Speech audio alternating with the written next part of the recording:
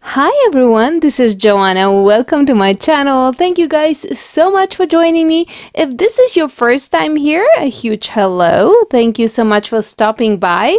Hope you enjoy this channel.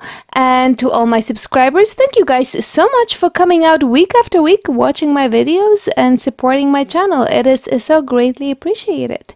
And today, yes, I know green and blues are my colors, and so is the pendant today. And the technique that we are using is Mokume Gane, and let me show you how I made today's pendant.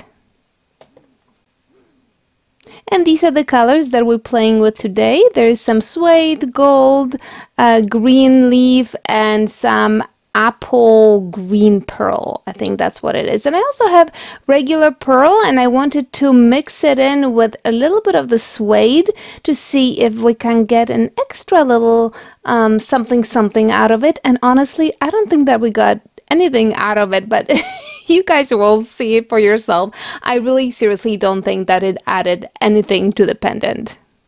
So now I have on the left the pearl and the suede, and on the right the suede, and I'm just going to place them one on top of the other, and I'm going to run them on the pasta machine on the thickest setting. Then I'm going to grab those and put them on top of my gold, and I'm going to run that on the thickest setting of the pasta machine.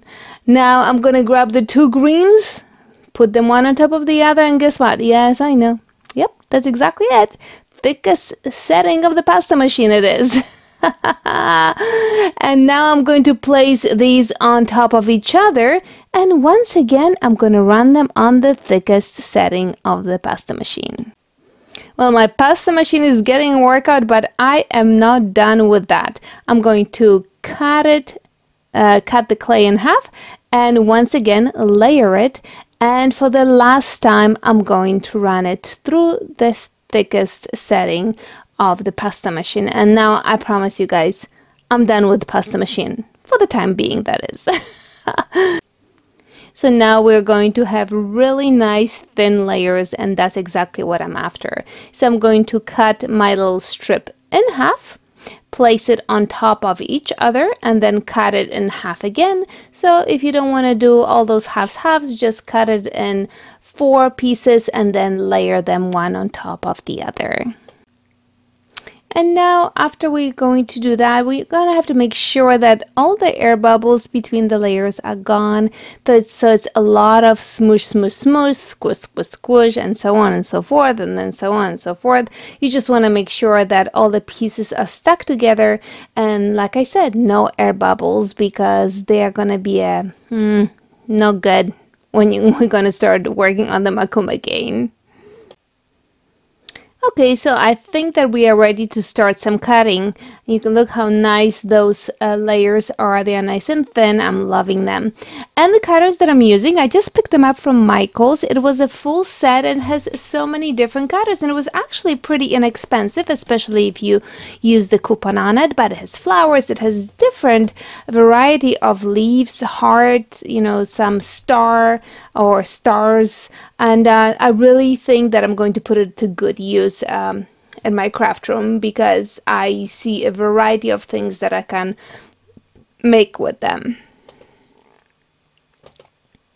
Now when you're going to start using the cutters, do not go through the entire layer completely, because it's going to be such a nuisance to get the cutter out. So go like 3/4 in and then try to pop out, and you'll see when we get to the layer that doesn't have the design, we'll just go and create more design on it.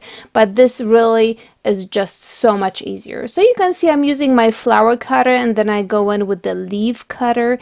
And actually, you know, when I was using the leaf cutter, I started thinking that, you know, that cutter could be used as petals too, you know, like flower petals and stuff. So I really am liking all the shapes that come in that package. It really looks like a really awesome deal for me. So after we're done cutting, all those pieces have been moved, removed, and so on and so forth. So we need to make sure that we squeeze them all well so that they are one uniform piece before we start slicing. And here we go. We're going to start slicing. And if you can, just slice it like in one swing, if you know what I mean. Do not take little jabs at it. But here you can see I'm looking for the flowers, and I see them, and they are really not in your face. It's almost like you can look at the pendant or at the slices, and there's a lot going on. There are different designs, and then you're like, oh, look at that. There's a flower. Oh, and there's a leaf.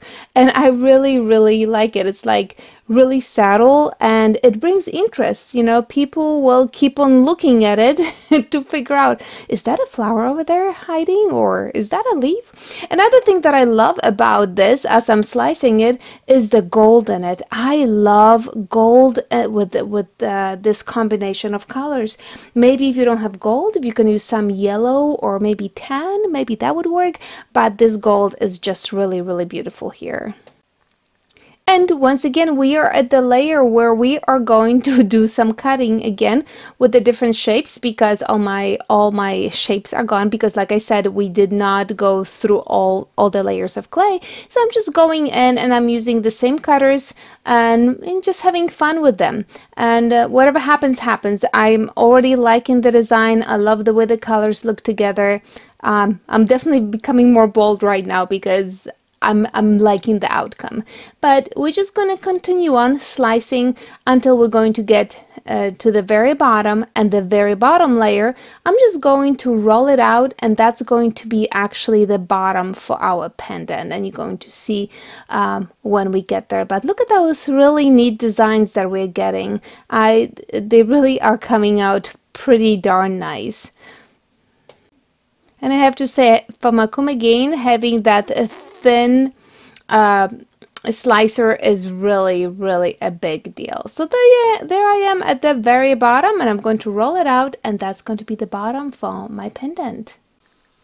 And here are the slices. I'm totally loving them, and I rolled out the bottom, and I'm going the scraps for the bottom, and now I'm placing the slices in no particular order on that scrap clay, and I'm going to start cutting pendants. And it's funny how, you know, you have all those pieces and you're like, are they gonna go together? Yeah, they are gonna go together, especially with Mokume Gane. You have like, there's so much movement there that you put a couple of pieces together and you don't even know that you know, you put a couple of pieces together because they look like one thing. Now I'm using a roller here, but I really am not putting a lot of pressure. I kind of just want to have it somewhat uniform. And today I kind of felt like cutting freehand, and I do encourage you guys to give it a try. You know, it's everybody can do you know, freehand cut. You know, you don't need any shapes. You can trace if you have something. You can probably trace a shape if you don't feel comfortable cutting it. But I'm going to be cutting the shape that I'm the most comfortable with, and it's that triangular, irregular triangular shape that I usually do when I do freehand. I think it's very forgiving. You don't have to be perfect with it, and honestly I do like the way it looks when I wear pendants in that shape. So, you know, good for me, I guess, right? But I think sometimes it's a little bit nerve-wracking because, you know, you created this Mokume Gane, or if it's not Mokume Gane, maybe it's like you slice some canes and you put so much time and effort into it and you want it to look perfect. Well, with the freehand, actually, you have a little bit more control of what parts are going to be in, what parts are going to be out, what do I want to leave in, and what really doesn't even belong on my pendant. So here is the rest of the slices, and I'm going to do again a little bit more freehand, and then I'm going to use my cutter as well. And that cutter I just got on Amazon, I think, and I'm actually not very impressed by it because it doesn't cut very well. So there you have it. I'm continuing with my freehand, guys. I'm telling you, it's really, really You feel really fulfilled when you do freehand. There is just something about it, you know, and it's not that it takes that long to do.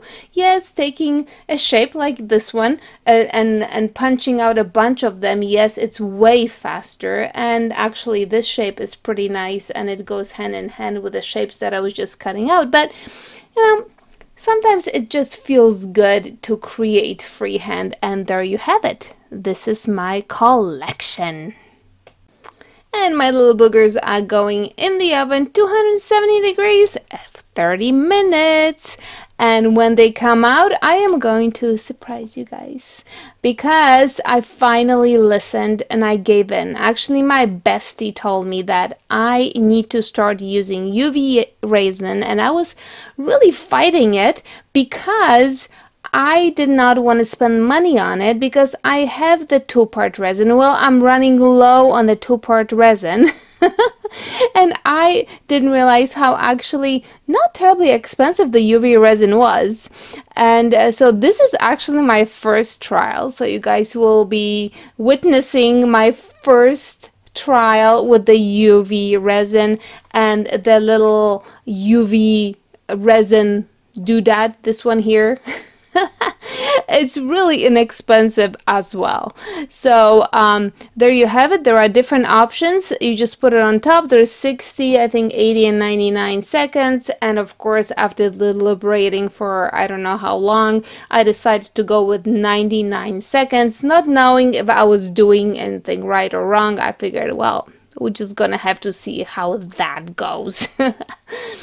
So here's the moment of truth, and it really cracked me up because you know, when you watch yourself being recorded, it's completely different, and you can see how nervous I was. I'm like, okay, I like this pendant. I really don't want to destroy it.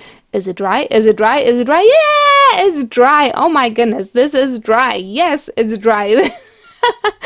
Okay, bottom line, people, I love UV resin. It is so easy to use, and I probably should have started using it a little bit sooner. And here is the close-up of my little beauties. Yes, you can see the flowers and the leaves, but they are not in your face.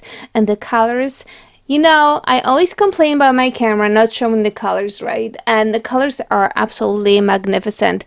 Now, I'm not quite sure about that pearl and suede. I don't think that it did anything, but I think that it also is nice that not all the layers have pearl or glitter in it.